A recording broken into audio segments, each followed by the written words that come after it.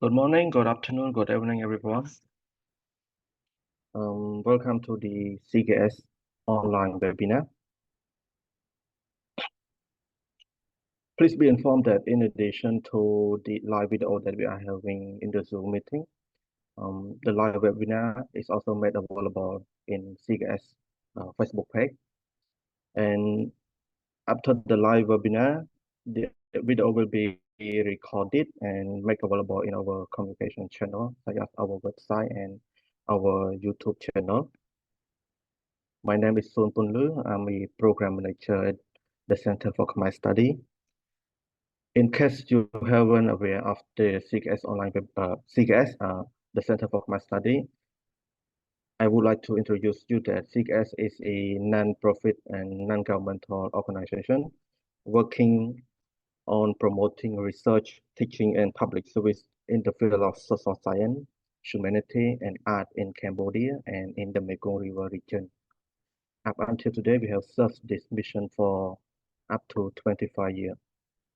We have two main office. We have two offices, I'm sorry. The first main office is at the Siem Reap province, and the second office is at Phnom Penh City. The webinar today will be presented by Dr. Isaac Lin. Dr. Isaac Lin is a research fellow at the Institute for Culture and Society at the Western Sydney University in Australia. He has researched the social economy and social enterprise in Cambodia for 15 years with a primary focus on rural development. His disciplinary background is economic geography, and his qualitative work also includes action research and ethnographic approaches. Isaac has previously researched drinking water distribution in eastern Cambodia, funded by the SIDBOC International Environmental Humanity Collaboration, hosted at the Linköping University in Sweden, and he currently researches digital finance and farming in Cambodia and Laos on a 5-year project commissioned by the Australian Centre for International Agricultural Research. He has written articles for paper for Water Alternative, Development Policy Review, Journal of Enterprise Community, and Social Economic Revenue. Today's topic of the discussion is what does universal access to clean drinking water mean, drawing from Cambodia as a case in point. This presentation is about the concurrent right of social business in Cambodia called Teuk Saat 1001 that run a nationwide franchise of community-based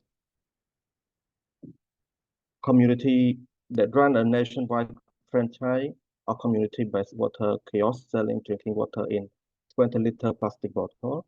This is supported by international development and corporate philanthropy. And Teuk Saat 1001 is an equitable access. Is central to the Cambodian government ambition to achieve SDG target 6.1 for universal and equitable access to safe and affordable drinking water for all, drawing on a research into community and interview with senior figure in the social business and in stakeholder. I can see this presentation engage with debate about market, choice, and human right to water, temporality, and water commons.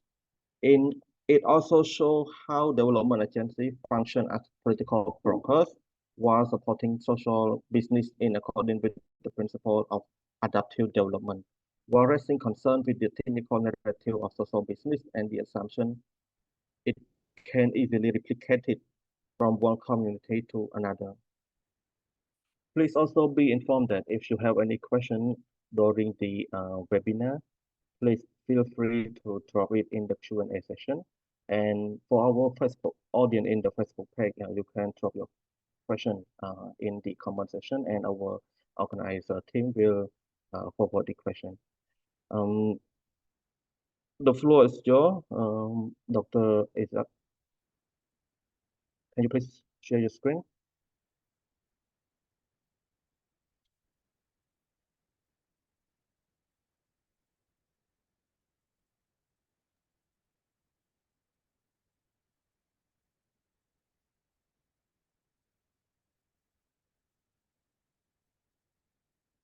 Okay. So do you have my full screen now? Yes, we have your full screen now. Okay.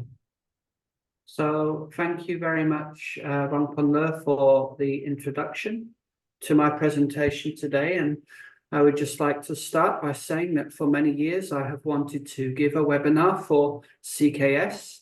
And this is a great honor for me today to be joining you in this capacity, having attended many of your webinars previously. So I will just move quickly on with my presentation. It is about the universal access to clean drinking water, which is Sustainable Development Goal 6.1, underneath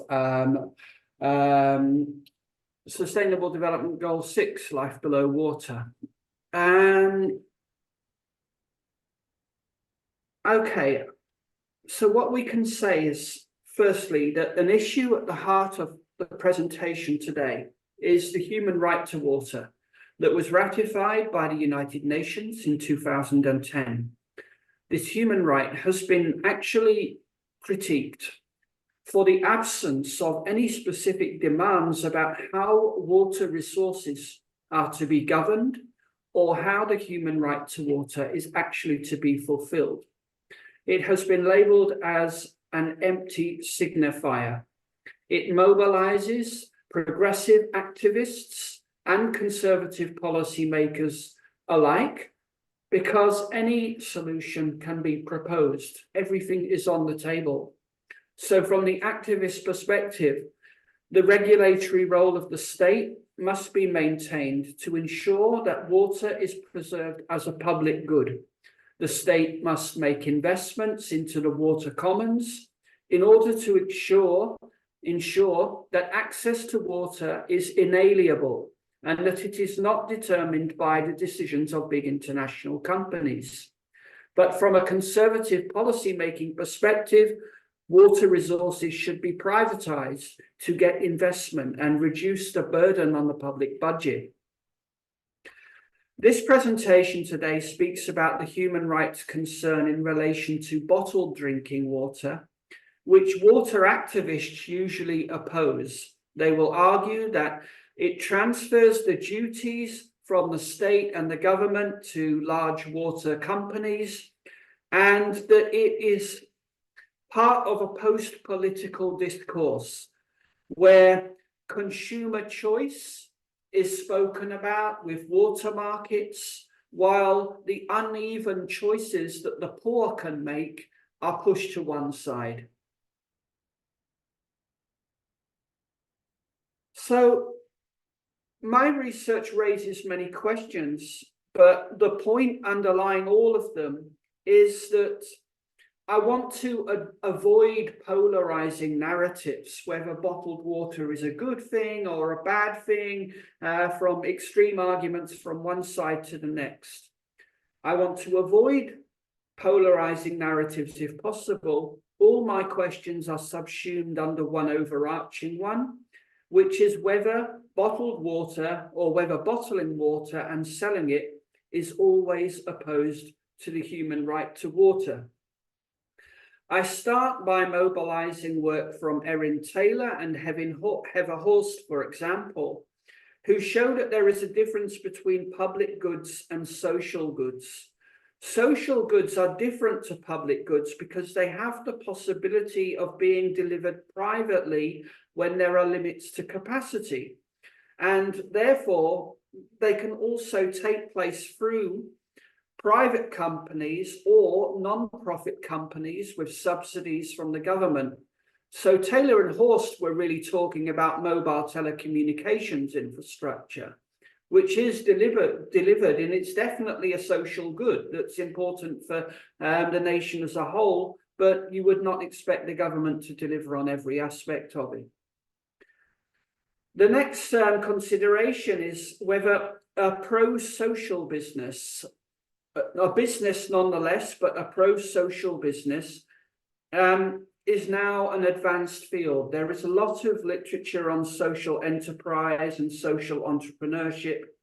Sometimes social enterprises are funded to deliver public services in partnership with public authorities, and sometimes they are very important to the public policy objectives. This is not just in low-income countries, this is in high-income countries like Australia and the United Kingdom as well. Social enterprises can also be a way for communities to manage their resources because they have some kind of democratic involvement. Speculatively, this might be enhanced when something is provided as a service rather than a commodity. So I will get into the idea of, well, what if water is a service rather than a fast-moving commodity? And the difference is that when you have a service, you have the provider and the consumer in a closer relationship. And that can involve mutual obligations between the providers and the users of the service. There are also questions, many more questions, but these are questions that are very appropriate to Cambodia in particular, because it has one of the most vibrant social enterprise sectors in Southeast Asia. This is according to the International Finance Corporation. I have in the past conducted research with Dr. Soti Kian and Dr. Nin Chanrif into social enterprises. And we have produced working papers mapping social enterprises in Cambodia. A lot of this comes from the vast number of NGOs in Cambodia that have emerged since the 1990s. Now it's harder for them to get international development aid and donations. So a lot of the NGOs in Cambodia are now moving to commercial activity to try to get some revenue that they, when the donor money becomes harder to get. Cambodia, I'm not telling most people here anything they don't know, but Cambodia has abundant inland fresh water, including the Mekong River and the Tonle Sap Lake, although, as Abi Siaf has been writing about, for example, the Tonle Sap is in trouble. But nonetheless, there are freshwater resources in Cambodia, but there is a big disparity between the water access and the water quality from the urban to the rural areas. This data is a bit old now, but the United Nations data online shows that piped water supply networks reach 70% of the urban population, but only 8% of the population in the rural areas. In the rural areas, 30% rely on water sources that provide no reliable protection against contamination. This includes surface water taken directly from lakes, ponds, and rivers. This is a critical issue because waterborne disease is the leading cause of rural infant mortality in Cambodia. But meanwhile, the government's ability to provide a budget is limited, and the current budget for rural water infrastructure for the whole of Cambodia countrywide is actually less than $1 million per year. From here, my presentation zooms in on Teuk Saat 1001. Teuk Saat translates as clean water. It is an NGO that identifies itself as a social business, and it works with the Cambodian Ministry for Rural Development to achieve Sustainable Development Goal Target 6.1, or clean drinking water for all. The objective is to achieve this target by 2025, which would be 5 years before the SDG deadline. Teuk Saat build water refill kiosks in rural communities that are commissioned and funded by international development agencies based on needs assessments in different communities. Agencies or donors include UNICEF, USAID, French Development Agency, Swiss Red Cross, WaterAid, and Oxfam, among others. Teuk Saat also received technical support from international companies, including Danone Communities, the Google Foundation, and Accenture Foundation, as well as Grameen Credit Agricole. Once a kiosk is operational, it becomes a franchised business, part of a business franchise network. The kiosk operators, or the water entrepreneurs, as Teuk Saat's CEO calls them, They are recruited locally and they hire at least 2 other assistants to help run their water enterprise. The kiosks vend water in 20-litre refillable plastic bottles, taking it directly to customers' doors on a motorised cart. The water is known across Cambodia as the Owi brand. It is the cheapest 20-litre bottled water in Cambodia, costing around 35 cents for a 20-litre bottle, in contrast to the usual cost of around $1 from other private companies. Once the kiosk is established, a water kiosk committee is also set up, and the appointments are made by the commune chief. The duties of the committee are to spread messages about safe water consumption and help to ensure good governance in the water kiosk.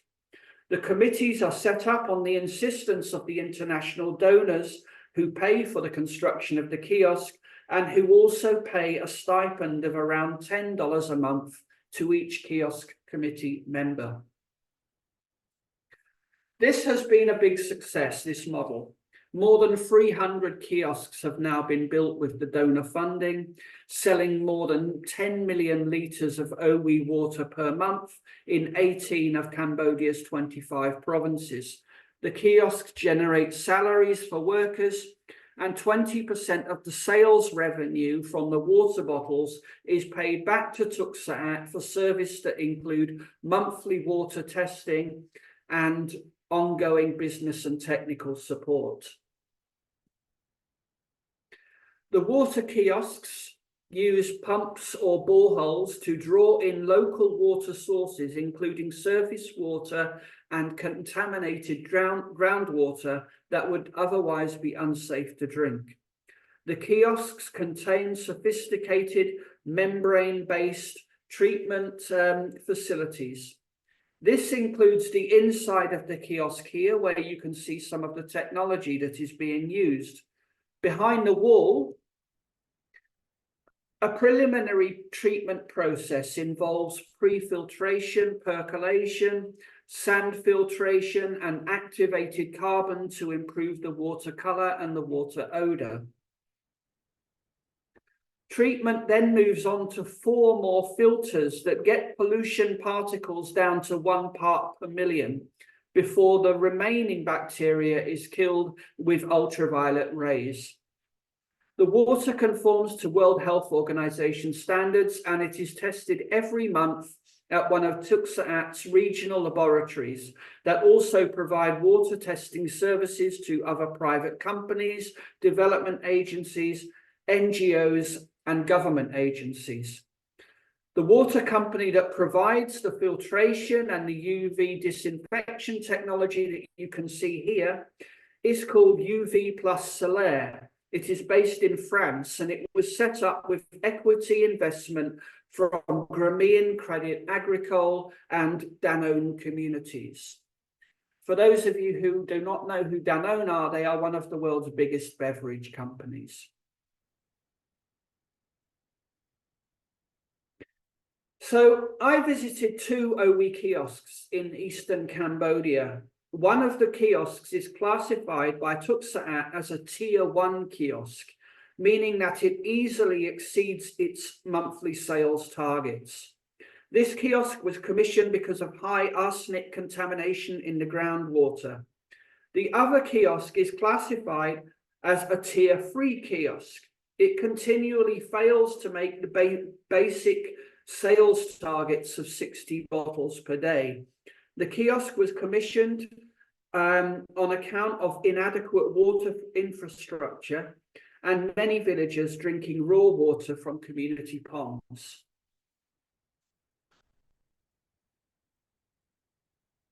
The comparative success of the Tier 1 and Tier 3 kiosks may have much to do with the entrepreneur's mindsets in each case. The successful entrepreneur welcomes competitors and says that they make his team work harder. He downplays any threats from competitors and can turn also threats into opportunities.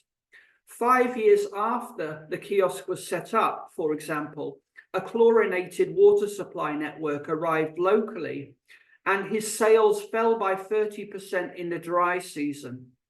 But he remained optimistic that most villagers only want the piped water for cooking and washing, and that boiling piped water before drinking it is inconvenient compared to his bottled water. Finally, he actually connected the pipe supply to his own kiosk, ceasing to pump water from the river. Paying for this water from the private company before cleaning it through the technology has raised his production cost, but it has saved him a lot of time from not pumping water, and that allows him to do more deliveries. In strong contrast, the Tier 3 kiosk entrepreneur identifies other private bottled water enterprises in his area that existed before the kiosk. He identifies them as the main reason for his failure. He insists that the other companies have better water sources further away, that his water has a bad odor, and that customers will not switch to OWE despite the lower price. While the entrepreneurial position differs, the ethical economic positions of the two entrepreneurs are actually quite similar. This may have something to do with the way that Teuk Saat operates. According to the CEO, for example, the successful kiosks often report lower net profit after all of the operating costs, including salaries, than the less successful kiosks report. But this is not a problem for Teuk Saat because the salaries are a concern for the staff alone without Teuk Saat's interference. J.K. Gibson Graham write that surplus labor is never predefined. Instead, it is established relationally at the moment of surplus appropriation itself. In other words, what I'm saying here is that by allowing the kiosk workers to deliberate among themselves on what are their necessary wages and what counts as surplus, by doing this, Teuk Saat encourage ethical reflection on what they actually need to pay themselves. Once the basic needs are being met, the entrepreneurs remain morally committed to continue providing water, and some of their surplus also goes to commune development funds. They are obliged to deliver free drinking water to schools, and both entrepreneurs take this responsibility very seriously. Both of the entrepreneurs also spoke of Buddhist practices and beliefs in somewhat different ways. The Tier 1 kiosk entrepreneur, or the successful entrepreneur, says he is making merit. The less successful entrepreneur talks about honesty, for example, not lying about the water quality. One difference is that the less successful entrepreneur will give water to the poorest villagers on credit without really expecting they're ever going to pay for it. The more successful entrepreneur would never do this. He spoke repeatedly about making merit, and the villagers also agreed that he makes merit.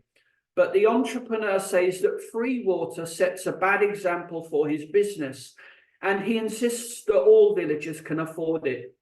In summary, the nuanced difference in ethical subjectivity are influenced by the entrepreneur's different business positions.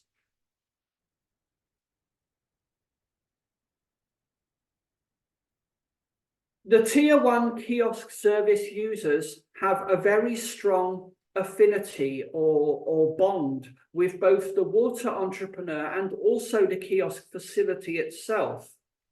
It was not difficult for most of the users to think of the service as a form of making merit.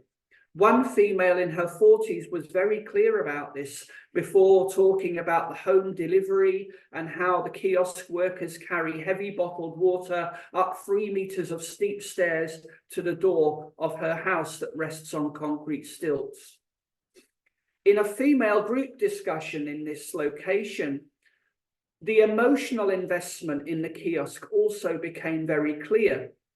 For drinking water, it was the best solution imaginable in their opinion. One woman called the kiosk the last solution, before another woman added that she lobbied the commune chief, with others saying in agreement, "I stamped my thumb many times for this, and we have it now. How can we ask for more?"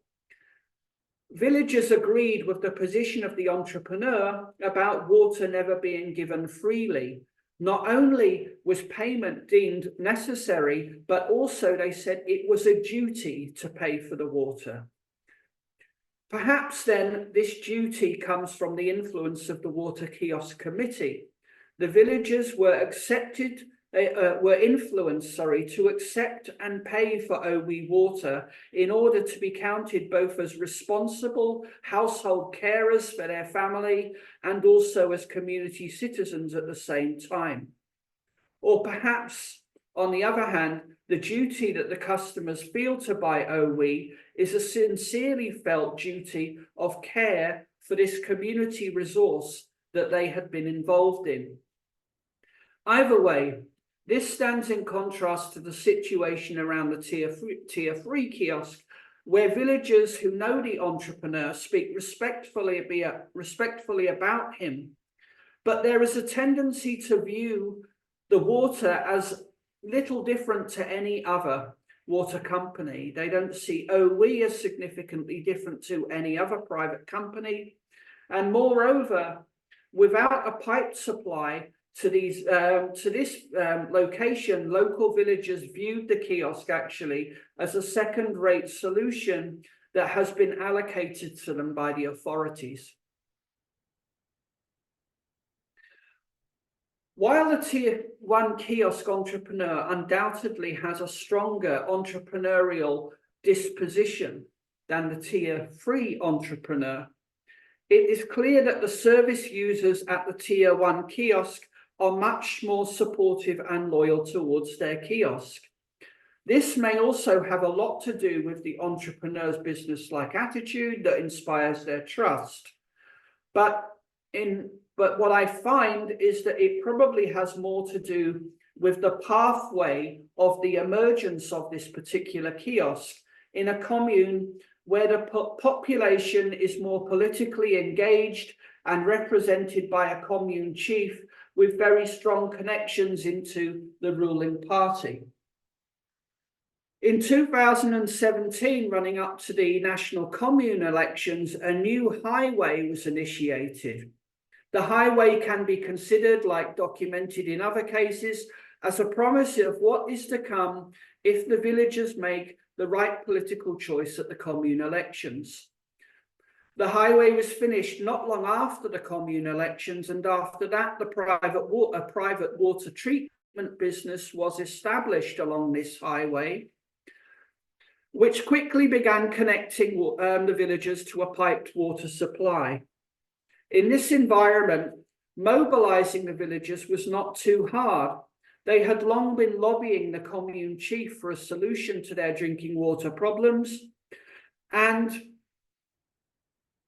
they made monetary contributions and labor contributions at an early stage to help get things going with this kiosk to do preparatory work, therefore developing a strong sense of ownership over the kiosk before the construction had even been finished. This was in strong contrast to the commune where the tier 3 kiosk lies, which I turn to next.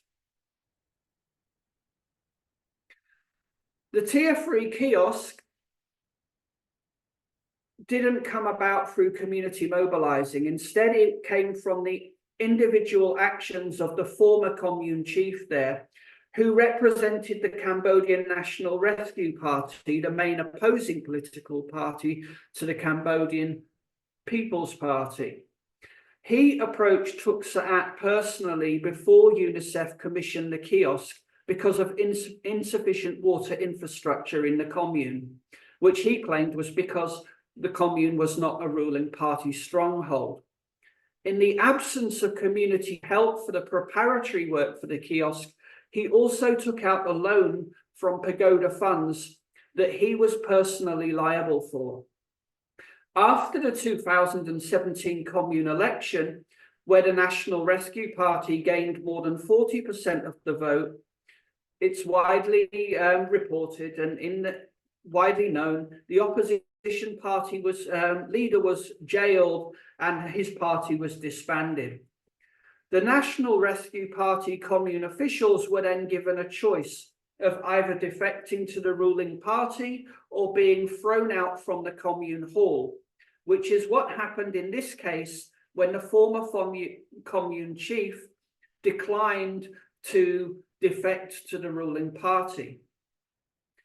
Here, it was clear that the water entrepreneur, who is a close friend of the commune chief, tried hard to succeed while continually failing to make the sales targets. But when I spoke to the entrepreneur who operates the kiosk, it was clear that he feared that the new people in the commune hall representing the ruling party wanted to throw him out of the kiosk and have it operate by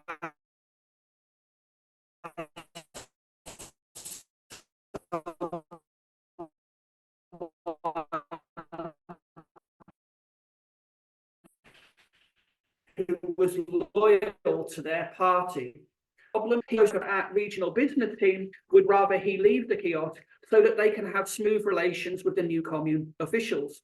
On my first visit to the kiosk, I interviewed a commune official who was a member of the kiosk committee reporting to the new commune chief. The committee member had responsibility for monitoring the kiosk accounts. He repeatedly criticized the kiosk operator and called him weak. Moreover, a Teuk Saat business advisor was present when I arrived the first time, but throughout my visit, he only spoke to this committee member. He went through the kiosk accounts with the committee member and bypassed the entrepreneur, who is supposed to be the person who is responsible for doing the accounting tasks. Both the committee member and the current commune chief, who I also interviewed, said that they had to check the accounts to make sure that the kiosk entrepreneur is not cheating. The kiosk entrepreneur himself feels harassed by the new officials and unsupported by the Teuk Saat staff. It appeared clear that the business advisor and the regional manager, who had the opinion that the tier 3 kiosk entrepreneur lacked the business skills and lacked the entrepreneurial mindset, but it was clear that they both sensed perhaps that the best strategy under these circumstances was to go with the wishes of the new occupiers of the commune hall. If they understand that the kiosk will not be financially sustainable or meet the objectives if the new commune chief and the commune officials do not support it, then it is probably better to find another operator rather than to try to intervene and support the current one. Drawing from my interview with Teuk Saat's CEO, perhaps the regional business manager did sense something to fear in terms of relationships with the local authorities based on experiences elsewhere. The CEO informed me of 2 occasions where community authorities actually mutinied after a kiosk was built, forcing Teuk Saat out and taking control of the kiosk themselves. In one instance, this happened in partnership with local staff at the World Vision, and in another, it is likely that the kiosk was taken over as a resource to run for a private profit without paying Teuk Saat 15% of the revenue as a service fee. It could have been the case then that in the tier 3 commune, the regional manager was fearing that the authorities there might also mutiny and throw out Teuk Saat. The CEO explained in an interview that Teuk Saat's model is very sophisticated in terms of the technology used and also the business model and the marketing. The CEO expressed that this is a turnkey model or an end-to-end water solution where someone just needs to turn up turn the key and start the operation with ongoing technical support. Equally importantly, the CEO explains that the model relies on close work with their water entrepreneurs individually. This relationship and building the entrepreneurs' capacities in business is at the heart of their success.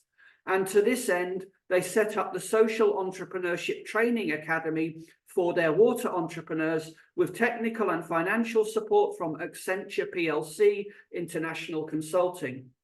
In summary, the work relies on close cooperation with the entrepreneurial individual, but not on close cooperation with the kiosk committees, whose members, according to the CEO, tend to think everything should be provided free of cost.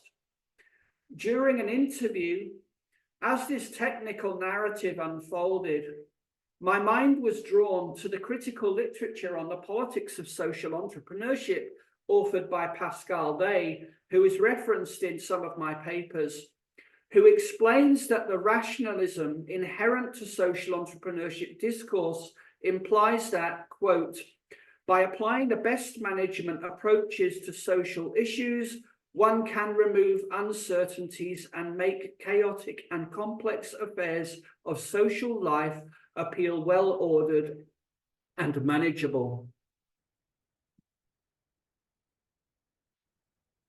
The kiosk committees are set up on the insistence of the international development agencies, as I explained earlier. I interviewed a representative of UNICEF Water and Sanitation, which at the time of the interview had paid for 105 Teuk Saat kiosks and was the biggest financial supporter for the constructions.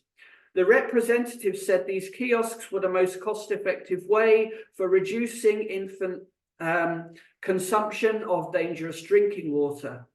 The representative also said this approach, with committees at the heart, is part of community-managed water supplies, which has become the ethos of development programming in Cambodia since the mid-2000s.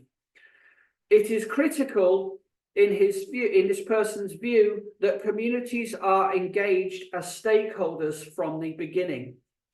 However, given the experiences of Teuk Saat in a small number of cases, and perhaps the possibility of wider disenchantment among committees with the service fees that Teuk Saat charged, which I actually found to even be an issue when I interviewed the successful entrepreneur at the Tier 1 kiosk, it's perhaps not surprising to note then that the CEO is not really on the same page as the donors, saying that the kiosk committee is imposed by the donors, that it looks great on paper, but in reality, it is a, quote, a nest of problems.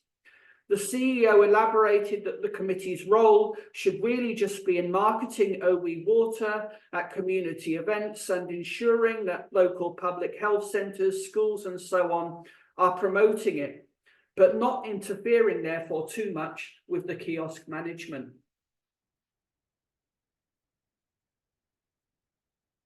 Having considered that donors and Teuk Saat might not be on the same page when it comes to the community engagement and governance, I would like to take a minute here to point out the role that donors can play in the policy environment when they choose to support social business, and how this has actually been critical to the success of the Teuk Saat model.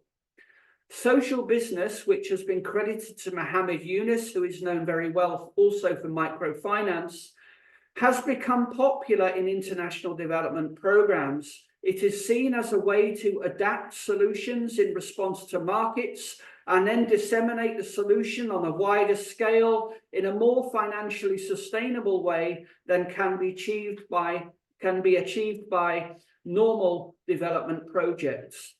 Social businesses are also viewed as a platform that allows different donors with different interests to align their aid together in ways they haven't done before. This can be seen in the way that numerous international donors and agencies commission Teuk Saat to provide a market-oriented water solution. Thinking and working politically, meanwhile, is considered to be an adaptive development approach that agencies can use to deliver smart aid in a way that is more likely to achieve sustainable results. Most simply, this is a way for agencies to appeal strategically to the incentives of policymakers and navigate complicated political institutional structures. For instance, when there is resistance to a certain policy reform for political reasons, development programmers and agencies might appeal to policymakers as in civil servants who have desires to be seen as legitimate bureaucrats who are efficient with public resources and responsible for results, especially on specific issues. In this respect, then, there can be an intersection between thinking and working politically approaches and social businesses which harness markets, because the hallmark of an enlightened bureaucrat is to avoid interfering in markets wherever possible. So social business can be a way to make policymakers look efficient and productive. As an example of this, in my view,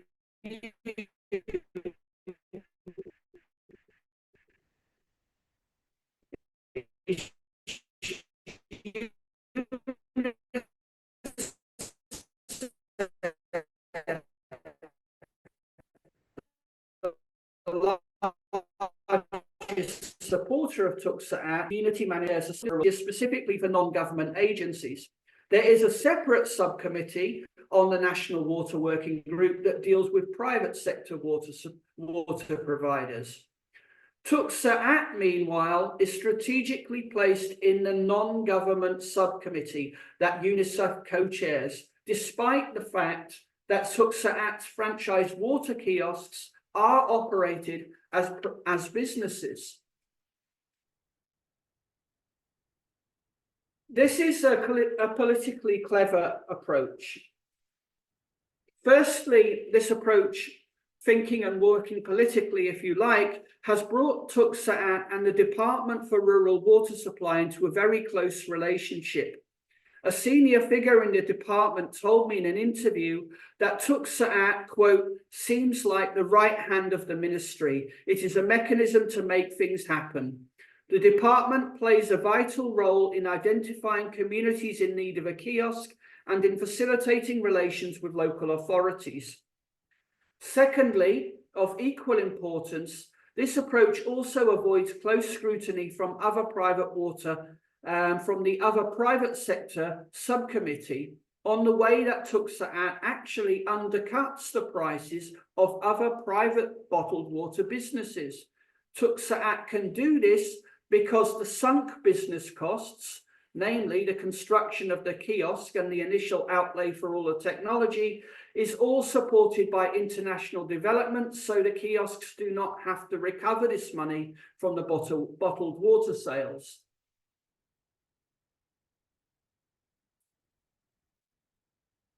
Considering the development programming perspective and the perspectives of a business like Teuk Saat on the future of packaged water as a solution, and even whether the solution is a truly satisfactory one, there are some interesting differences that can be read alongside academic literature, such as that on packaged water, authored by Raul Pacheco Vega. It was clear in the interview with the Teuk Saat CEO that the 20-litre bottled water solution is here to stay. When asked if it is a long-term solution, regardless of whether there is piped water, the CEO said two things. Piped supply and the bottle cannot be compared because they are not in competition. He went on to say that the only competitors are other bottled water companies, and that pipe supply has little relevance to drinking water because the infrastructure cannot deliver suitable standards. Given that the UNICEF had paid for 105 kiosks, I was a bit surprised during the interview when the representative insisted that kiosks are definitely not the long-term solution. The representative of UNICEF spoke about the tendency for change over time, that while bottled water will always be here, The representative speculates that once pipe supplies are extended across the country, like in other higher income countries, then other innovations might have a role, like water filtration devices could be installed in people's homes and replace the need for plastic bottled water.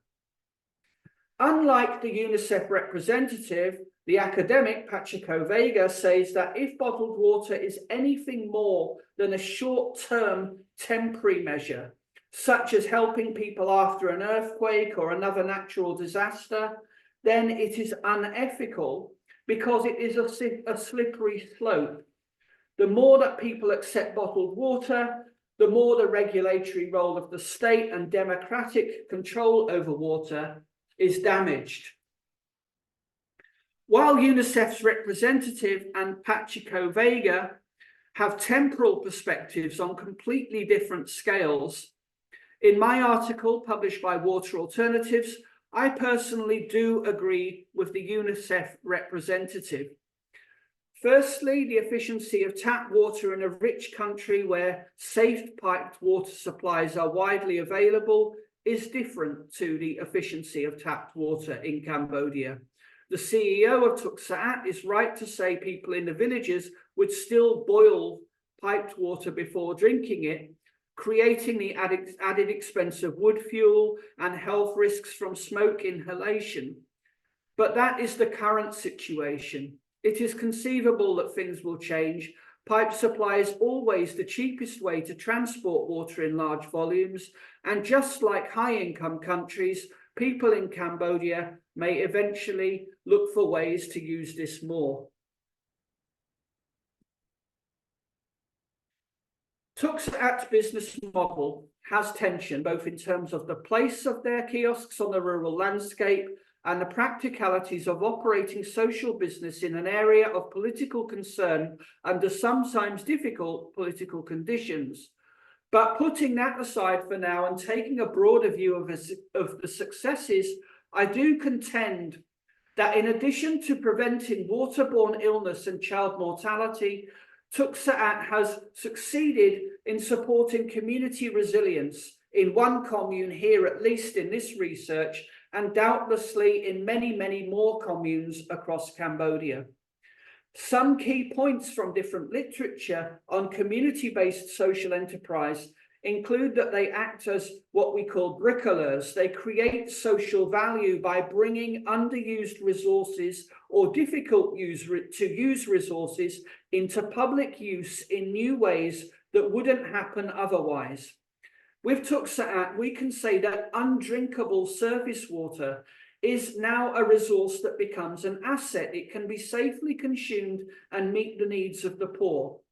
This is in contrast to international private bottled water companies, for example, that appropriate superior freshwater aquifers. Furthermore, the co-management of facilities through social enterprises can enhance community cohesion and pride in assets, and it can enact processes of ethical deliberation. In theory, this also helps communities to think about other possibilities related to economic development that might lead to new kinds of community action. I would argue that the deliberation involved in running a kiosk and also the instigation of a service model where the kiosk workers and the customers are put into a close relationship where they feel mutual obligations, which would not exist with bottled water as a fast-moving consumer good, all help to instigate what I would call a post-capitalist possibility for both bottled drinking water provision by social enterprises and social businesses. So thinking more about resilience, I come back to earlier questions around public and social goods and what we mean by the commons, which is a central issue for resilient communities. I approach the water commons firstly by looking away from the water itself. Instead, I look at it through the lens of the water kiosk. Firstly, to focus on the water commons as a thing or water as a noun fails to consider the community of actors who create and sustain the commons. What happens to this community when they do this? How is the community strengthened even more when they continually make negotiations about a commons?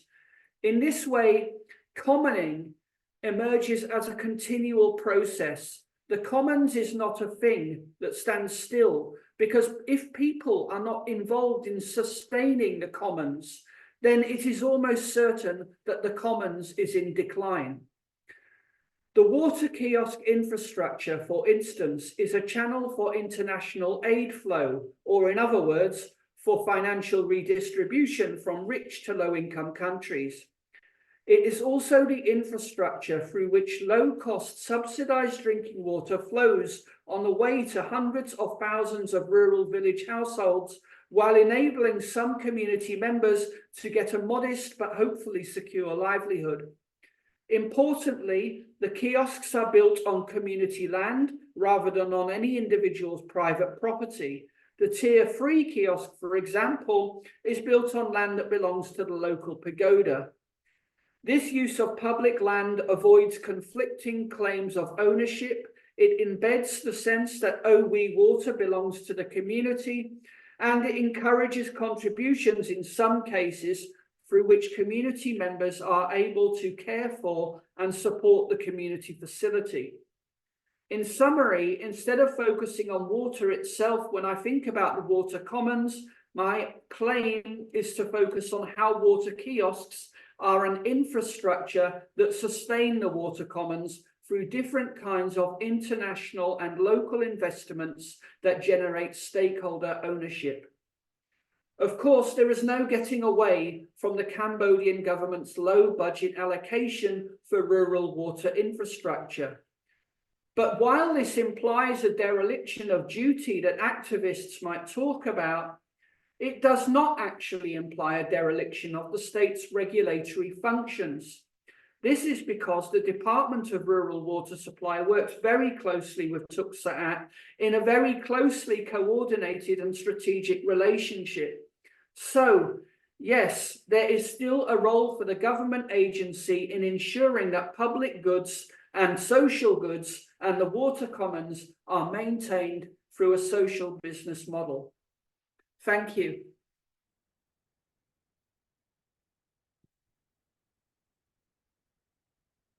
I realize I should have moved on to this slide while just reading that, so I'll just leave you with that for a minute, and if anyone has questions, I'm happy to take them.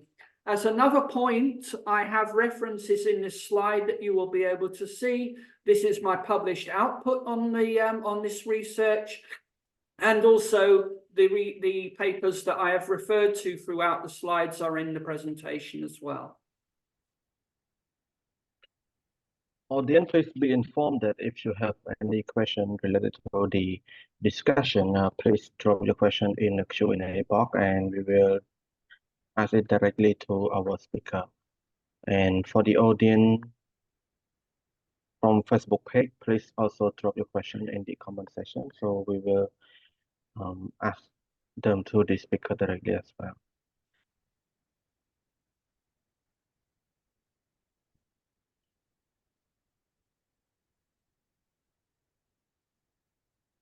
While we are waiting for the question from the audience, Isaac, I have a few questions now to ask you. Thank you.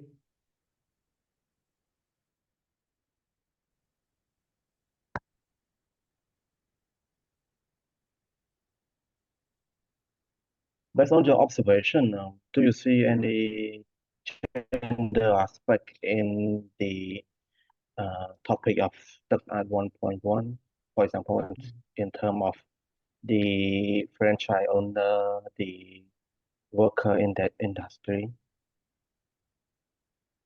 Sure. Teuk Saat aim for, my last time I was looking at this, more than 30% of their entrepreneurs to be women. And I'm not sure whether that's their entrepreneurs or the kiosk staff altogether. Remember that you've got the entrepreneur and then you've got 2 or 3 assistants as well. In my research, I went to look at the most successful and the least successful kiosks, because that was the comparison I wanted to look at. Both of those happen to be operated by men. So unfortunately, my research design didn't really allow me to look at a female operator, which would have been a good idea.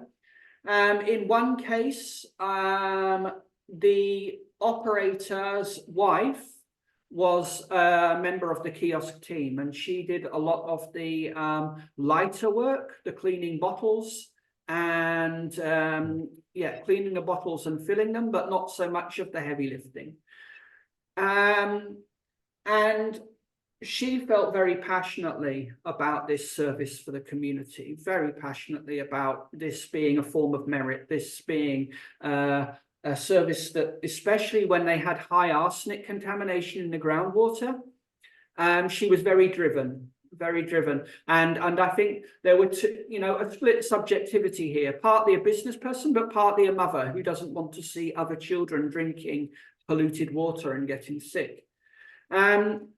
Where I can comment more on the gender was definitely the differences in the focus group discussions. So among the customers and not the operators. The female customers felt really passionately in the more successful kiosk that this was their kiosk.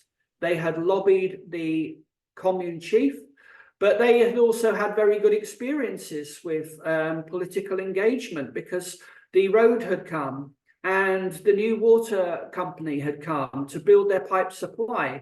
So they were very motivated to engage because they had won and they had seen the results. But in the other commune, the women were not so quick to engage because they hadn't seen any benefits from doing that kind of thing. So they tended to see the kiosk as either just an NGO or a humanitarian organization, and therefore not understanding that it needs to be paid for, that it is actually a business, or they were seeing it as no different to any of the other bottled water that they could get in the house. They really didn't understand what was so special about it. And it was because they hadn't really been engaged, I think, in developing, lobbying for the kiosk, raising funds at the preparatory stage. And so I think that there are differences depending on the context, but I think the thing that does unify them is their sense of responsibility as mothers. Thank you for your answer. We have two questions from our audience. During your study, did you manage to collect water samples from the supplier to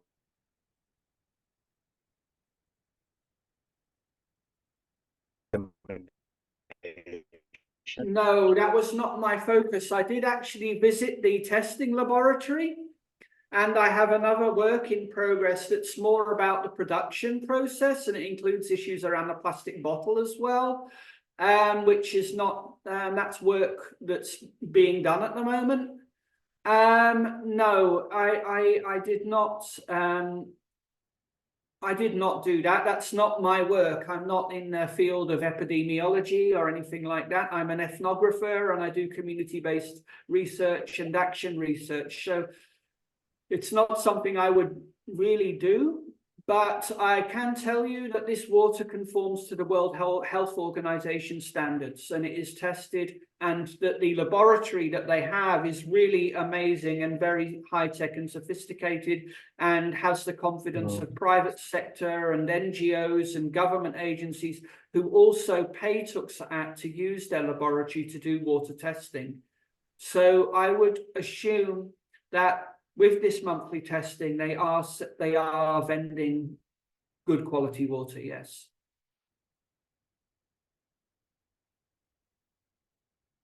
That's the best answer I can really give to that question.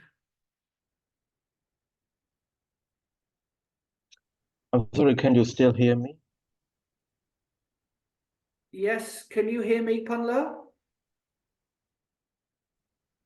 Yes, we have another question.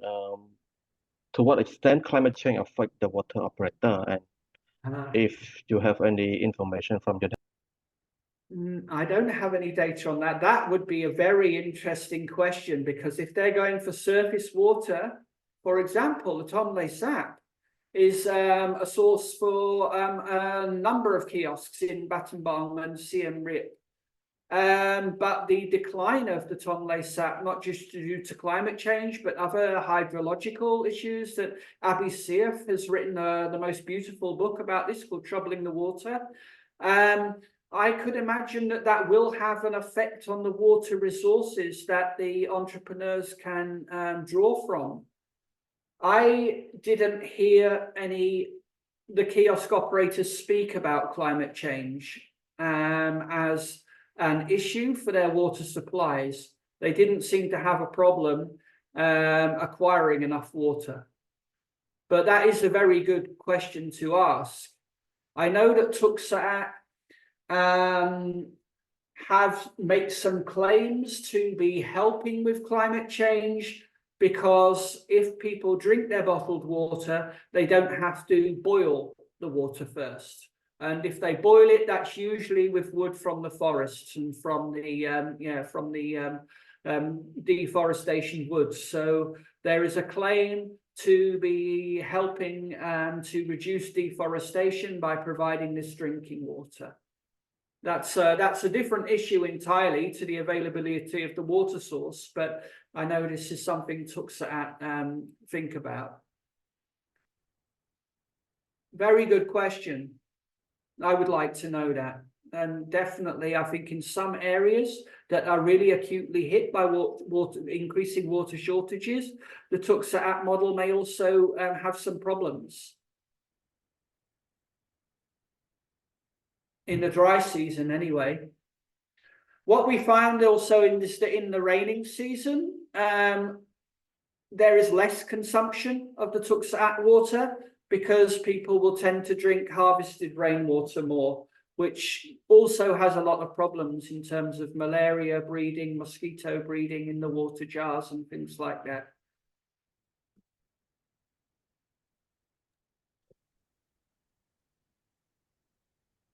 Thank you so much for your answer, Dr. Isaac. We have one more question about the how generalizable are your findings and recommendation, given that you review the highly successful and the least successful entrepreneur and kiosk. And for the future, how do you predict the success of Teuk Saat and other vendor and supplier? Okay. Well, the results, I wouldn't say that they are generalizable. The aim was to look at underlying factors for failing water kiosks and successful ones. There will be a continuum in between many tier 2 kiosks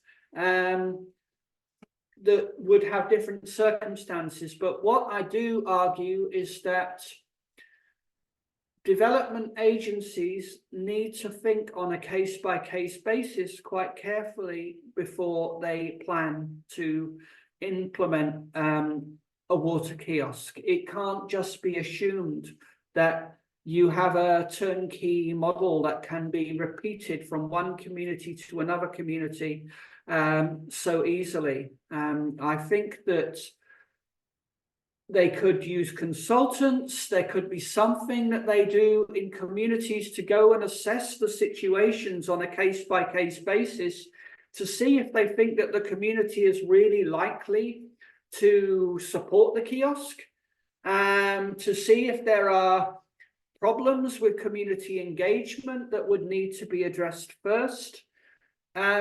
I would argue that the tier 3 kiosk in this case maybe was not built at the right time, or not sure if it should have been built.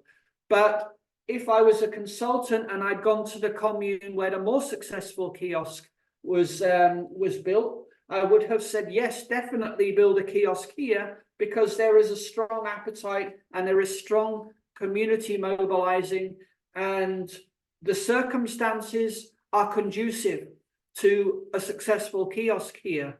So I think that's the main insight from this, is that each community really should have some very, very detailed consultation before a community kiosk is built, because if that community kiosk fails, that can have other consequences for the community in terms of their mobilizing, in terms of their motivation.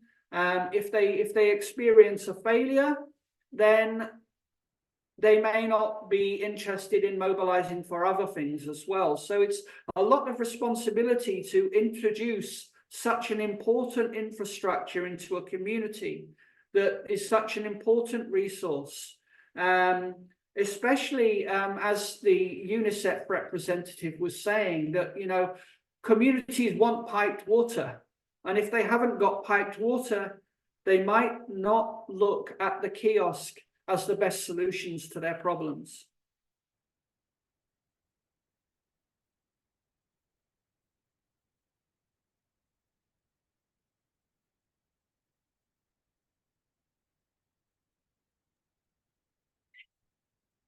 Dr. Isaac, can you hear me? I can. Yes, I'm sorry, the internet from my side is quite poor. That's why I turned off my video. That's fine. I Verify can hear you now. answer. The first question is, why should we research social enterprise or social business from the interdisciplinary and bottom-up perspective? Why should the Thank you. development agency and the government listen to insight from this kind of research? Thank you for that question. Social enterprise and social entrepreneurship is primarily research from a management perspective. And as Pascal Day has written, and as I quoted, if you go back and listen to that passage, what I was saying is that management makes very complicated situations and very complicated problems seem manageable. It tries to put a lot of order into things that are not always easy to resolve, especially when you're dealing with communities and stratification of communities, or interpersonal relations, or political concerns, or people's very complicated subjectivities as mothers, as community members, as business people, as supporters of a business. These are things that would be explored by sociologists, by ethnographers, using ethnographic methods, explored by sociologists, anthropologists. Myself, my background is in economic geography. In 2014, I spent a whole year in 2 villages, exploring social enterprise and community development through action research. One of the things that we finally did from the community perspective was thinking about asset-based community development, which is a toolbox. How can we look at assets and develop appetite to mobilize the assets? I took 10 villagers who were mostly farmers, but some of them were vegetable sellers, some of them were teachers, to the Royal University of Phnom Penh for the National Social Enterprise Conference of Cambodia, which I was coordinated for 4 years. I took them with me and they helped me do a presentation in front of 80 students and academics at the RUPP. And the whole point was to see how their subjectivity, how their opinion, how their feelings and their emotions would change over the space of a whole year through going through a process, a research design, and they did workshops with me. And we implemented a school canteen as a social enterprise where the canteen would provide healthy school meals for children. The employees in the canteen were trainees from an NGO called Buddhism for Social Development Action, who also have some social enterprises. And so they were providing training for their young disadvantaged people by training them for work in the school canteen. And in addition to that, the supplies the supply chain was bringing vegetables from the local village, from the vegetable sellers. Now, the women who were selling in the local markets from these villages were selling to survive. There was a study from John McAndrew and Hop Chaney and some other academics previously showing how hard it was for vegetable sellers in Kampong Cham market. And I found that nothing had changed for them 5 years later. So some of these women, they would be in the market for 8 hours selling vegetables and they might make $2. Sometimes they might lose money. Now they could take the vegetables to the school canteen and hopefully sell in 10 minutes to the school canteen what might take them several hours to sell in the market.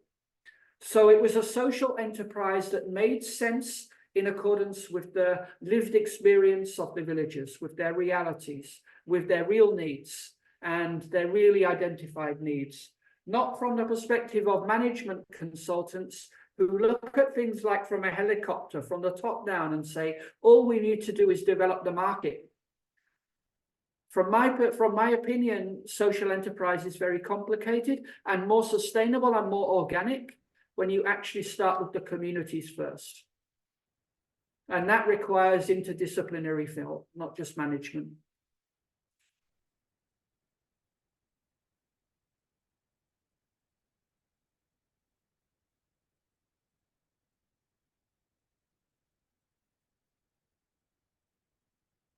Thank you so much, Dr. Isaac.